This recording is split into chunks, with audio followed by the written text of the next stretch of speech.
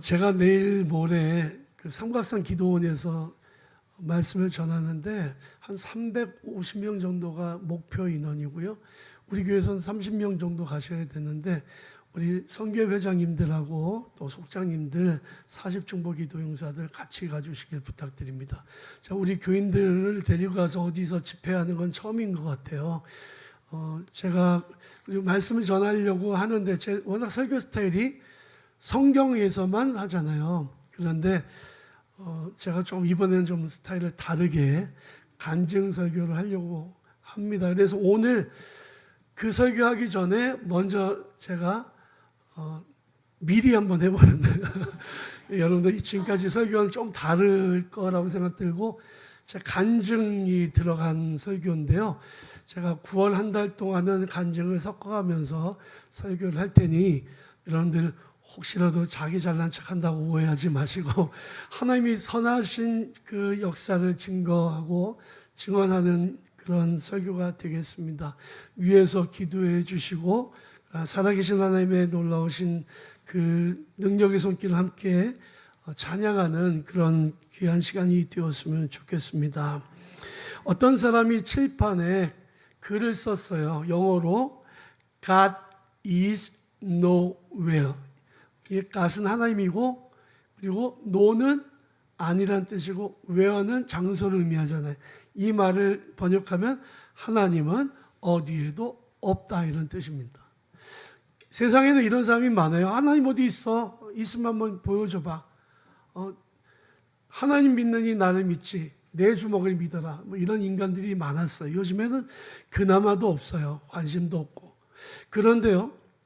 어떤 사람이 거기 칠판에 있는 글씨를 W 한 자리만 바꿨습니다.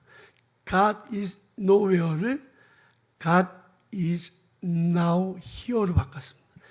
알파벳 글자 W만 옮겼을 뿐인데 하나님은 지금 여기에 계시다가 된 거죠. 유명한 이야기예요. 아마 들어보셨을 거라고 생각됩니다. 여러분 하나님은 살아계시고 지금도 우리와 함께 하시면 믿으시길 바랍니다. 시편 42편은 고라자손의 시편인데요. 이 사람이 나라가 망했잖아요. 남유다 왕국이 망해서 바벨론의 포로로 끌려갔습니다. 고라자손은 어떤 사람이냐? 성전에서 예배할 때 찬양하는 찬양대예요.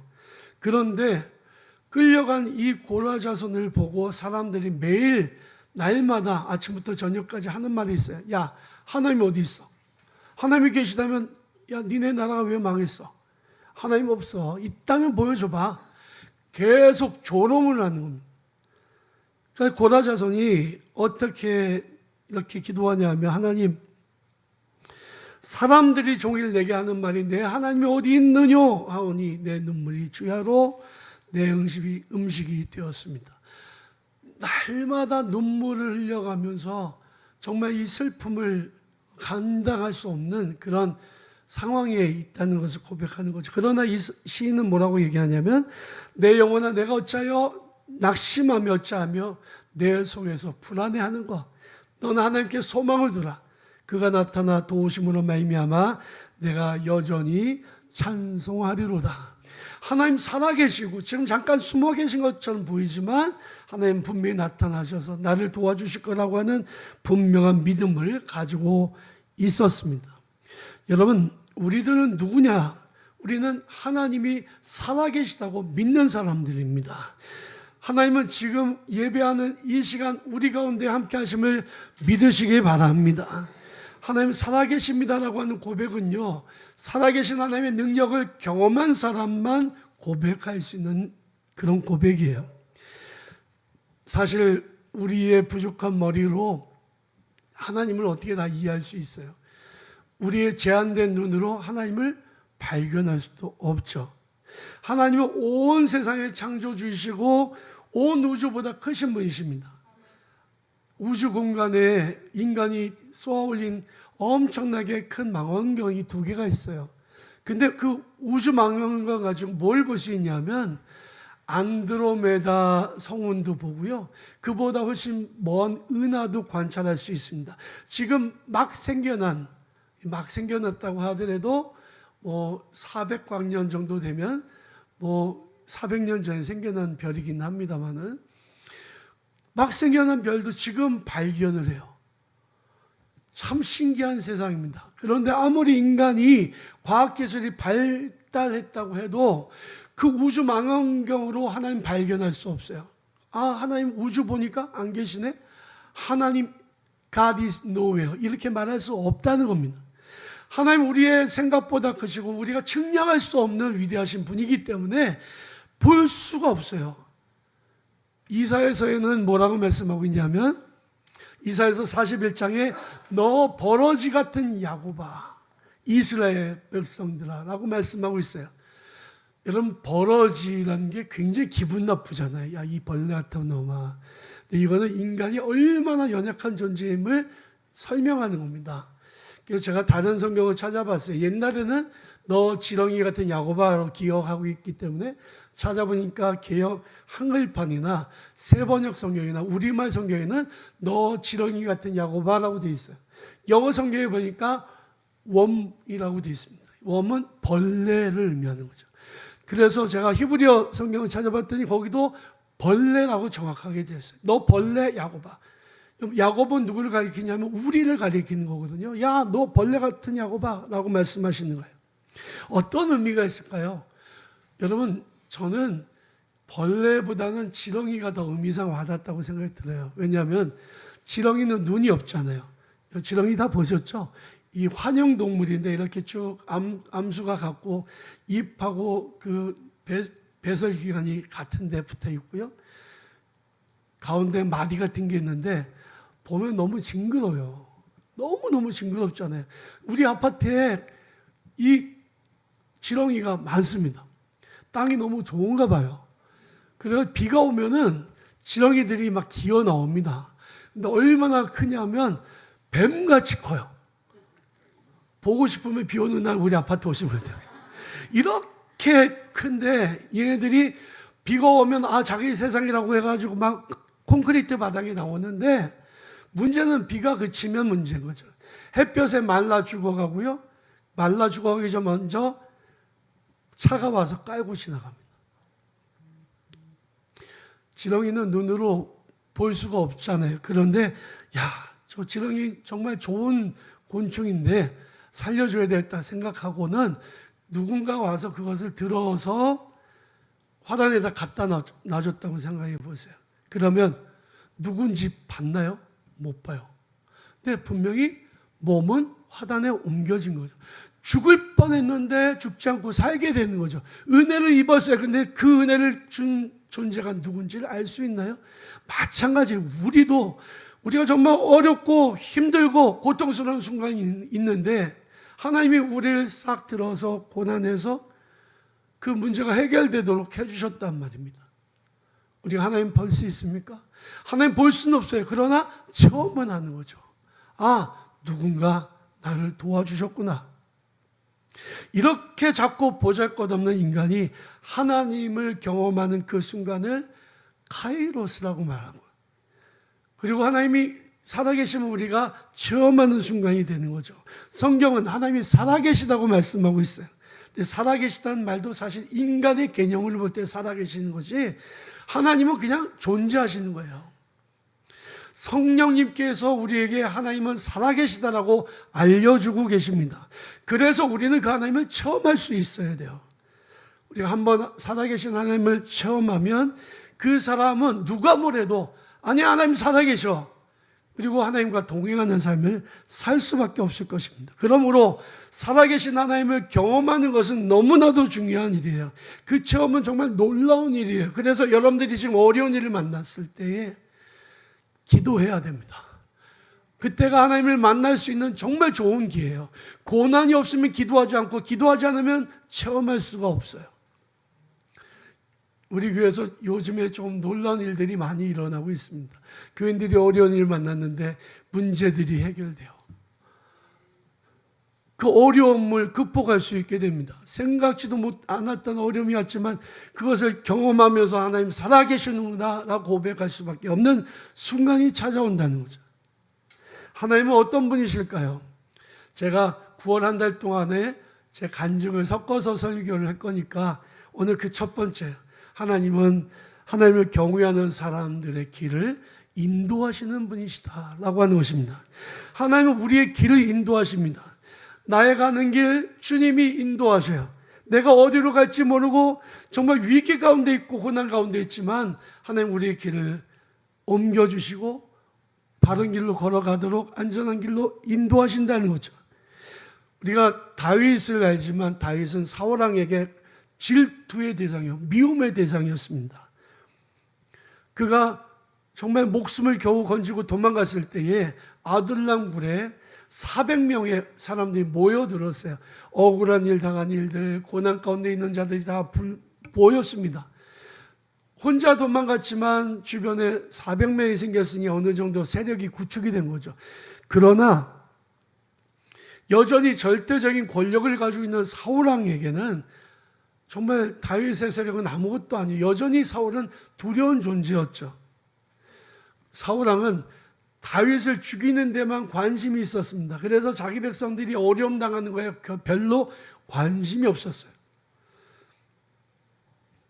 사무엘상 23장에 보면 어느 날 그일라라고 하는 성에 블레셋 군대가 쳐들어옵니다. 블레셋 군대가 쳐들어와서 백성들을 죽이고 약탈하고 막 그냥 그일라 성을 힘들게 만들려고 하는 순간에 그 소식을 다윗이 전해 들었어요.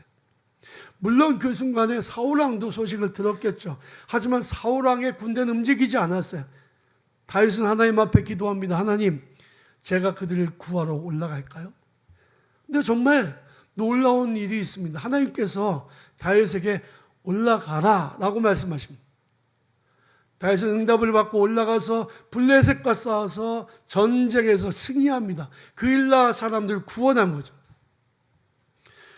다윗은 이제 광야 생활을 하다가 성에 들어갔으니 이제 좀 안전하고 편안하잖아요. 그리고 더군다나 그일라 성 사람들에게는 다윗은 생명의 은인이에요. 그러니까 뭐 대접도 극진하게 했겠죠. 다윗과 그의 부하들을. 그런데 다윗이 이 그일라 성에 있다는 소식을 누군가가 사울왕에게 전달해 줬습니다. 블레셋 군대가 쳐들어올 때는 꼼짝도 안 하던 그의 군대가 다윗을 잡아 죽이려고 출동한 거예요. 그 소식을 전해드린 다윗이 하나님 앞에 기도합니다. 하나님, 내가 이 사람들을 블레셋으로부터 구해줬는데 이 사람들이 사울과 싸우고 저를 보호해 줄까요? 이 사람들이 저를 사울왕에게 내어줄까요? 라고 기도합니다. 그래도 다윗은 이 그일라 성 사람들에게 좀 기대하는 마음이 있었던 것 같아요. 그러나 그일라 성 사람들의 입장은 달랐습니다.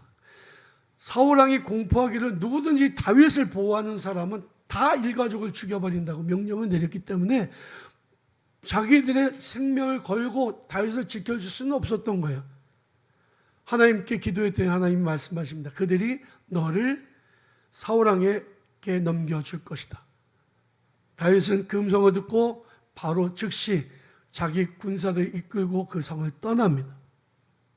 이후로도 다윗은 계속 하나님 앞에 기도해요. 사울왕이 죽었을 때에 그때가 이제 자기가 다시 유다 땅으로 돌아갈 기회라고 생각했어요. 하나님 앞에 기도합니다. 하나님, 제가 다시 유다 땅으로 헤브론으로 다시 돌아갈까요?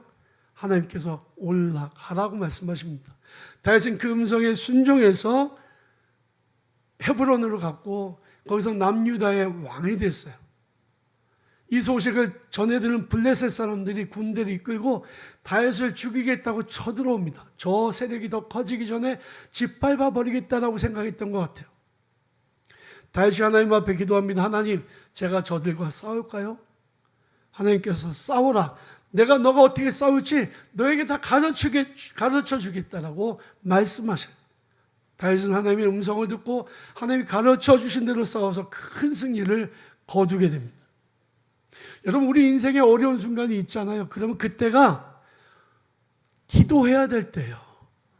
여러분, 그 순간 하나님 앞에 화살 기도 올려드려요. 하나님, 제가 어떻게 해야 할까요? 하나님 앞에 질문하고 하나님의 그 음성을 귀를 기울여서 그 사모해야만 합니다. 여러분, 우리가 아무리 잘나고 똑똑한 것 같아도 위기 가운데서 누구나 다 쓰러지고 넘어지게 돼 있어요. 하나님 앞에 기도하는 사람은 하나님의 인도하심을 받게 되어 있습니다. 여러분, 저는 지금으로부터 18년 전이죠. 제가 이 얘기는 사실은 잘 하지 않아요. 왜냐하면 당사자가 들으면 또 당사자가 민망할 수도 있고, 그래서 제가 잘 간증하지 않고 잘 이야기하지 않습니다. 그러나 벌써 18년이나 지났고 그 사람이 듣는 상황이 아니라서 제가 얘기를 합니다. 어느 날 갑자기 저한테 전화가 왔어요. 교회 권사님이에요. 저한테 막 갑자기 울면서 통곡을 하면서 이렇게 이야기하는, 우리 아이가 지금 죽으러 갔어요. 그리고 무슨 소리예요? 그랬더니 그냥 모르겠다 와보라고. 그래서 제가 달려갔더니 가정이 아주 난리가 났습니다. 그 집에 아들이 둘이 있는데 둘째 아들이 초등학교 때 중학교 때 계속 집단 따돌림을 당했어요. 그러다 보니까 바깥에 나가지 않고 히키코모리처럼 방 안에서 컴퓨터만 하고 살았는데 이 아이가 집을 나가버린 겁니다. 그런데 간단하게 유서를 써놓고 나간 거죠. 죽으러 간 거예요. 그리고 엄마 아빠가 걔 컴퓨터를 찾아보니까 뭐 다행히 비밀번호가 걸려 있지 않아서 보니까 자살 사이트를 엄청나게 많이 검색하고 그리고 자살하려는 사람들과 대화를 나눈 것까지 발견했어요. 어디로 갔는지 모르는 상황이죠. 제가 가서 한번 근거가 될 수 있는 거 한번 찾아봐라 했더니 쓰레기통에서 구겨진 종이가 하나 나오는데 거기에 강원도 쪽으로 가는 버스 시간표가 있는 것을 발견했습니다. 아, 그러면 강원도 쪽으로 갔겠다라고 생각을 하고, 그 엄마는 뭐 우리 아이 죽었다고 막 통곡을 하고 뭐 믿음이 있는 줄 알았더니 믿음이 하나도 없고 그 순간에 그냥 완전히 엎어져서 통곡을 하는데, 그래서 이제 그 가족과 함께 제 아내는 거기 남아서 위로를 하고 기도해주고, 저는 그 아버지를 모시고 그리고 교회 봉고차를 타고 강원도 쪽으로 출발을 했습니다. 유일한 단서는 그 버스 시간표니까요. 어디 갔는지도 모르고요. 머릿속에 온갖 생각이 가득 찼어요. 이 아이가 정말 자살하면 어떻게 하나? 이 아이가 죽으면 저 부모는 어떻게 되지?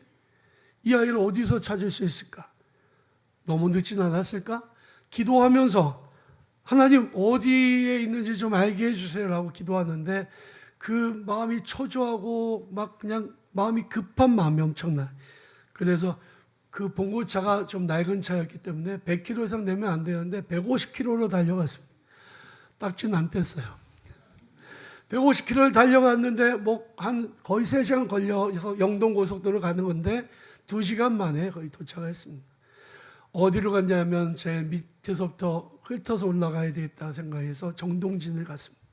그 아이가 있을 만한 곳들 잠깐 가끔씩 인터넷을 사용한다는 얘기를 듣고는 PC방을 방문, 카페를 찾아가면서 그 아이가 있을 곳을 기도하면서 찾아갔는데 흔적도 찾아볼 수가 없는 거예요. 제가 혹시라도 단서를 찾을 수 있을까 몰라서 경찰서에 가라. 그리고 그 엄마랑 경찰서에 가서 가출 신고를 하고 위치 추적을 좀 해달라고 핸드폰. 당시의 위치 추적은 그 아주 먼 가까운 쪽으로 이렇게 좁혀지지는 않는 때였어요. 기지국이 많지 않았기 때문에 2G인가 아마 그랬으니까요.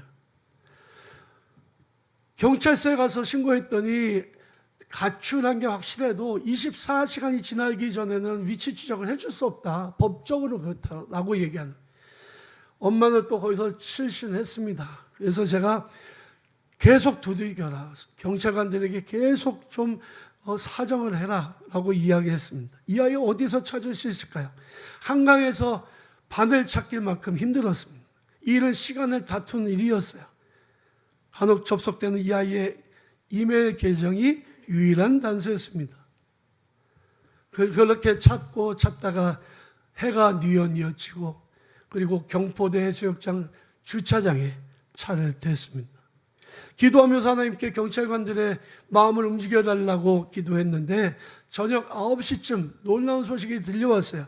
드디어 경찰서에서 예외적으로 위치 추적을 허락해 줬다는 거예요.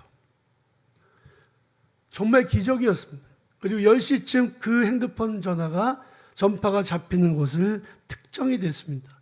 강릉시이긴 한데 그 기준 범위가 너무 넓어서 2만 세대를 커버하는, 그러니까 2만 세대니까 그 사는 사람들은 뭐 적어도 4만에서 5만 명 되지 않겠어요? 거기에 있는 기지국에 있는데 어디 있는지는 알 수가 없는 겁니다. 신락 같은 가능성을 찾았지만 이미 캄캄한 밤이 되었고 아이의 아버지도 이미 정신이 나간 듯이 보였습니다. 저한테 아버지가 울면서 이렇게 말해요. 목사님 이제 끝났습니다. 이 아이는 이미 죽었습니다. 포기합시다. 목사님 그만큼 하셨으면 됐어요. 막 통과가 우는데요. 자기 양말을 보여줘요. 여러분 제가 깜짝 놀랐습니다. 신발을 벗고 양말을 보여주는데요. 양말에 밑바닥이 없어요. 아빠가 얼마나 불이 나게 뛰어다녔는지 다 녹아서 없어지고 위에 그 발바닥 위에만 남아있는 거예요. 제가 포기하지 말자고 기도하자고 하나님 살아계시지 않느냐고 아버지가 한 번 더 찾아보겠다고 나갔습니다. 캄캄한 밤이 찾아오고 그야말로 대책이 없었어요. 가까운 초등학교 정문 앞에다가 차를 세워놓고 기도합니다. 하나님 앞에 홀로 기도하는 거죠. 하나님 막막하고 전혀 단서도 없는데 아마 여기 2만 세대 중에 어디에 있을 것 같은데 시간이 많이 지나면 얘 생명을 보장할 수 없지 않습니까? 그때부터 제가 하나님 앞에 기도하길 다윗의 기도를 한 거죠. 하나님 다윗의 기도를 사용할게요. 다윗도 들어주셨잖아요. 위기 가운데 들어주셨잖아요. 저의 기도도 들어주세요. 하나님 제 음성이 들리세요? 제가 지금 하나님의 도우심이 간절히 필요합니다. 제가 다윗처럼 기도합니다. 저에게 응답해 주세요. 그리고 하나님 앞에 이렇게 기도했습니다. 하나님 아무개 아시죠?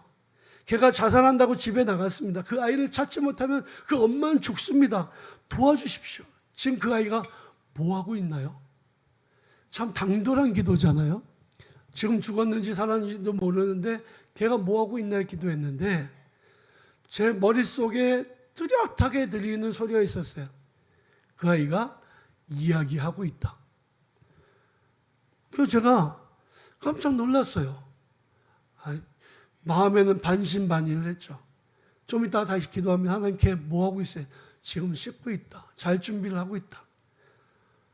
죽었을지도 모르지만 아직까지 무슨 뉴스가 나오지 않는 걸 보니까 얘가 죽지 않았을 수도 있겠다. 얘가 지금 자려고 준비한다니 그러면 다행이다 라고 생각을 했습니다.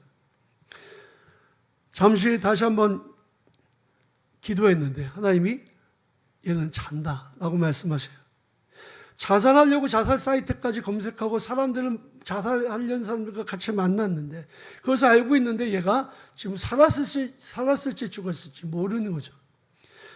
밤이 지났습니다. 밤새도록 꼬박 잠을 못 자고 차에 앉아 있었어요. 새벽이 되는데 그때 제가 하나님 앞에 기도했습니다. 하나님 지금 얘 뭐하고 있나요? 지금 일어났다. 잠시 기도했더니 뭐하고 있나요? 지금 이동하려고 준비하고 있다. 그리고 또 기도했더니 얘가 지금 움직이고 있다 라고 말씀하신 그 음성이 들리는 거예요. 그래서 제가 그 순간에 그 봉고 제시동을 켰습니다. 그리고 하나님 제가 이제 움직여서 나갈 텐데 이 아이를 만나게 해 주십시오라고 기도했습니다.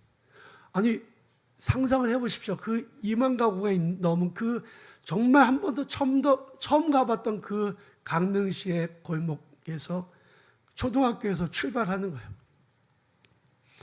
그리고 소리가 들리기 시작하는데요. 엄청나게 많은 소리가 들려요. 갈림길에 왔을 때 오른쪽이에요, 왼쪽이에요, 앞으로 가야 돼요 라고 질문하면 오른쪽이다 소리도 들리고 왼쪽이라는 소리도 들리고 앞으로 가라는 소리도 들리는데 그게 와글와글 하고 들리는, 제가 큰 소리만 찾아서 가기로 하고 그리고 제가 어디로 가요? 했더니 직진. 그리고 또 갈림길이 나왔습니다. 하나님 어디예요? 직진. 또 갈림길이 나왔습니다. 하나님 어디예요? 왼쪽. 너무 이상해 보이지 않으세요? 왼쪽으로 쭉 가라. 왼쪽으로 쭉 갔습니다. 그런데 하나님 어디 갈림길이 나서 어디예요? 했더니 오른쪽을 돌자마자 있다 그러셔요. 그래서 제가 정말 긴가민가 오른쪽을 돌자마자 있어요 하나님? 그리고 딱 돌고 돌아서 오른쪽을 봤는데 있었을까요? 없었을까요? 없었습니다. 하나님 없잖아요. 이 아이 없잖아요 지금. 어디 있어요 하나님? 그런데 다른 소리 안 들리고 직진 이런 소리가 들리는 거예요. 직진 앞으로. 그래서 앞으로 가는데 도로가 공사 중이었어요. 4차선 도로인데 4차선 도로가 이쪽으로 침범하고 차선 침범해서 2차선 도로가 된 거죠. 앞에서 버스가 오고 있는데요. 버스랑 저랑 마주치게 돼 있어요. 그냥 지나가는데요. 하나님 어디요? 직진. 그리고 하나님 어디예요? 근데 왼쪽을 봐라. 그러셔요. 제가 왼쪽을 봤는데요. 깜짝 놀랐습니다. 제가 찾는 그 아이가 버스의 좌석에 앉아 있는데 저하고 눈이 딱 마주쳤어요. 걔가 더 놀랐죠. 아니, 그러니까 봉고차보다 버스 좌석이 좀 높으니까 약간 제가 올려봤는데 그놈이 거기 있는 거예요. 제가 그래서 차를 막 빨리 몰고 나가서 유턴을 하고 비상등 켜고 경광등을 켜면서 클락션을 울려가면서 버스가 못 가게 앞으로 가서 확 가로막았습니다. 영화에 보면 형사가 범죄자들 잡을 때 하는 것처럼 그렇게 가서 딱 막고 그리고 문을 두들겼어요. 근데 아마 그 운전사는 저를 형사라고 생각했던 것 같아요. 문을 열어줬어요. 올라가가지고 걔 멱살 잡고 이놈 자식 빨리 나와! 꽉 끌어냈는데 아무도 저를 말리는 사람이 없었어요. 그리고 봉고차에 딱 세우고 봉고차가 근데 하얀색이었거든요. 경찰차 같이 생겼어요. 생각해보면 거기다 태우고 안전벨트 끼우면서 내가 너를 어떻게 찾았는지 아니? 라고부터 얘기했습니다. 하나님이 너를 찾게 해주셨어. 너 여기 있다고 말씀하셨어. 애가 깜짝 놀라더라고요.